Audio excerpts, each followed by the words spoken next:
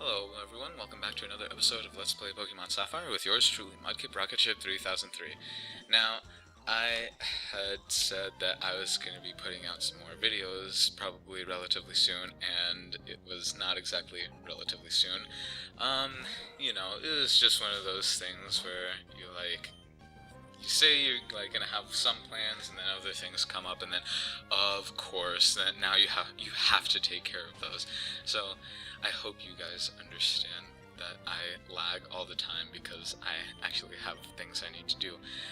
As much as I would love to have a career, make YouTube a career, that I don't think that would exactly be the best option for me, just because, there's already so many people that are on YouTube that are pretty active, and, it'd be a constant fight to try to get as many eyes as possible, and, it's, that kind of a fight, that kind of stress is something that I'm not particularly fond of, so that's why I'm gonna be not doing this. I'm gonna be keeping this more as a hobby more than anything else. But yeah, so I guess just two updates really, and one of them is more of like a heads up kind of a thing really, where it's okay, so there's the summer vacation coming up soon, and I would like to say that means videos being pumped out more often.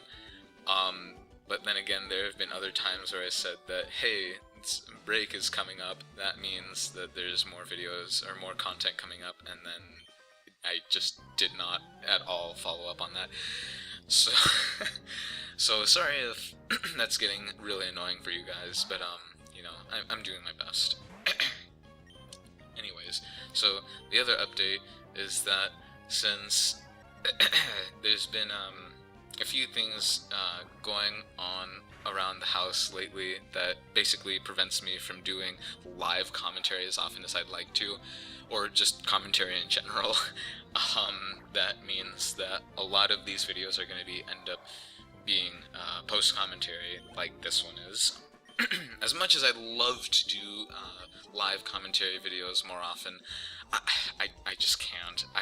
I really just can't, because I mean, I could, if I wanted to, I could just go over to, everyone in the house at the time and just be like, everyone, shut up, I need to record, but, no, I just can't do that, because, on the one hand, it wouldn't feel right for me, but on the other hand, it's hard to control something like that to begin with, so, that's not exactly the best option for me to go with right now. So if it would end up being getting to the point where I could have more time just having the house to myself or something, or if I were to have a room that was completely soundproofed, that would be an optimal time for me to record. But since I don't have any areas of the house that are soundproofed, that either means that I'm gonna have to wait till everyone's out of the house, or if I can find someplace outside of the house that's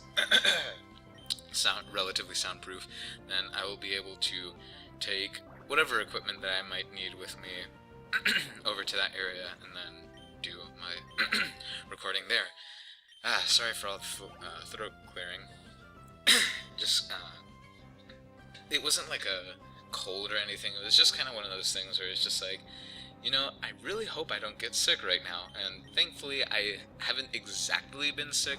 It's mainly been staying at the stage of just slightly more than every so often runny nose kind of thing, and then a slightly sore throat with the kind of weird phlegm that's in between your throat and your nose, and it kind of hurts to keep it there, so you either try to swallow it back, or you try to go ahead and make it go forward into your nose. But anyways, I don't know if any of you know what that feels like, but it's uncomfortable, but at the same time it's kind of okay, if I can keep this out of my system, then maybe that'll give me a better chance of not getting sick.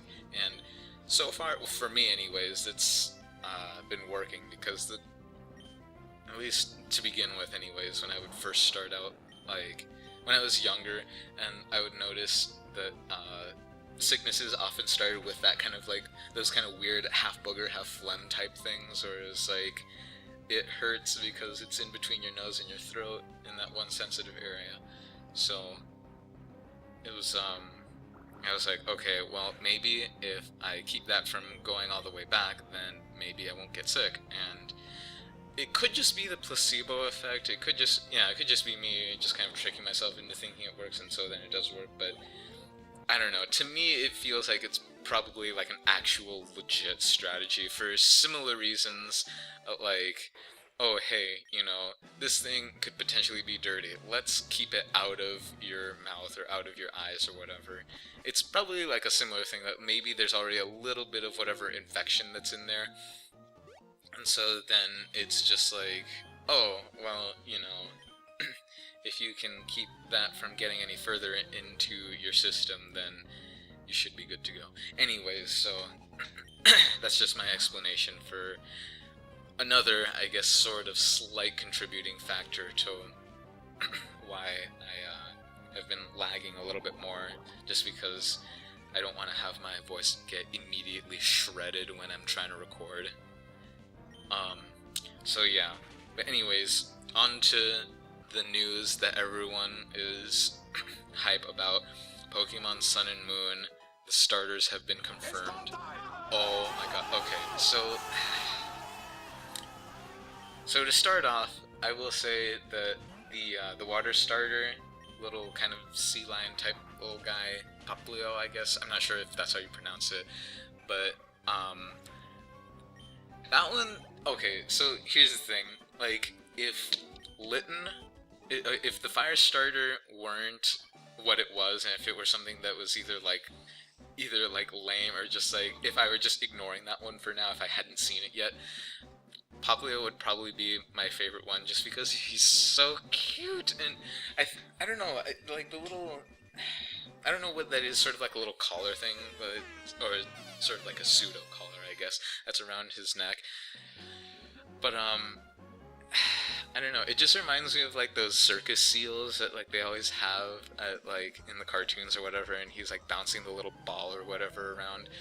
That's what I'm really hoping is gonna happen with that one, because if they don't have some sort of ball move for him, I'm gonna be very disappointed.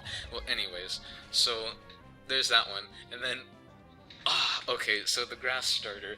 I really, really like the idea behind the grass starter, because it's like, oh, usually the bird is reserved for, like, the first few wild Pokemon that you encounter on the first route, but, oh man, the fact that they're actually experimenting with having it be, like, the bird is the starter, that's quality right there, for multiple reasons, because, one, it's like, hey, we're actually getting some variety here. It's not like just like whatever you have, like your set grid, other than like, oh, the starters are always like water, fire, and grass. But like, other than that, they're like starting to break away from like a couple of the norms that, like, I guess they're like okay, but like it's kind of nice to be able to like have a little bit of change. Anyways, so then the other thing is that it's like, okay, so that means that pretty early on you're gonna have access to a Pokemon that can learn Fly, I assume. If that Pokemon, I already can't remember what it's called now, but if the little coconut owl bird, if that does not learn to fly, then I'm, again, gonna be very disappointed. But, hopefully it will be easy access to fly early on in the game, because that's yeah, it's just one of those like methods of getting around that it's just indispensable. You have to have one of those on you at all times. But, well, you don't have to, but it's very nice convenience. Anyways, so yeah, but oh man, on to the starter that I'm, well, not legally obligated to pick, but the starter that I feel obligated to choose, the fire starter, Litten. God, okay, so to begin with, just like when I saw it, it was like, this is adorable. But like, not only that, God, okay, so I don't know how many of you have noticed, but like, I'm sure enough of you have probably noticed, but if you see like the little mark that it has like on its fur pattern on its forehead, if you like connect the dots with like its forehead fur pattern and then like connect it to like its eyes, it makes this symbol called the Leviathan cross. I'll show it right here.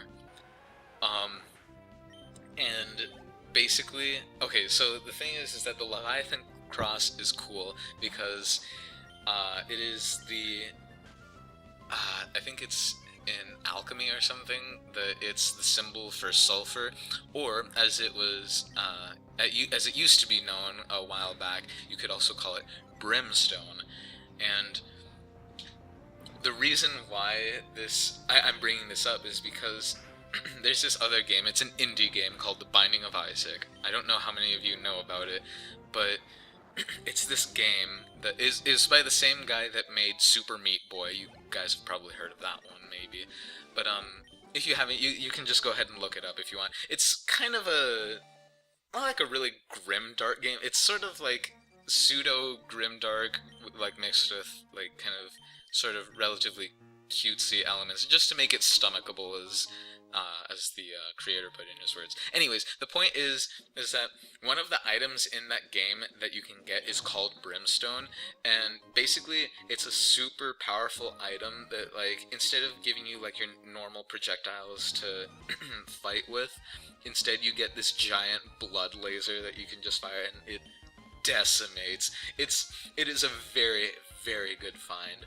And so since this is a game that I have a lot of experience with, I'm just over here like, oh god, I need to take the Brimstone. It's because like every time I see it, I'm just like, I can't pass it up. I need to take it. And it truly does feel just awful if you're passing up that item, because it's just like, it's access to like not too hard to aim damage, and the fact that it gives you a pretty nice damage up to begin with. It's like, okay, this, if I see it, I need to take it. And so when I see Litten with its forehead and eyes making the Leviathan cross symbol, which is how it's also represented in that game, I'm just like, I am not allowed to pass the situation up. This is going to be very, very good. And it could turn out to be that Litten is the new starter with the lowest base attack stat, which would be very disappointing to me. But if they decide to be like, here, let's give Litten the highest attack, or maybe the highest special attack base stat, that would be like the ultimate realization of I guess sort of habits from other games, because it'd be like, yes, I can actually, like, say that taking the Brimstone was a good idea in games other than just The Binding of Isaac. But of course, because, yeah, I don't know if, like, those of you that may not realize right away, but the connection is that brimstone or sulfur is something that comes out of volcanoes, and it's generally regarded as one of those items, or one of those things that's like representative of like fiery wrath. But anyways, that's all for this episode. I hope you guys enjoyed, and I guess I'll see you guys in the next episode, and take care, everyone.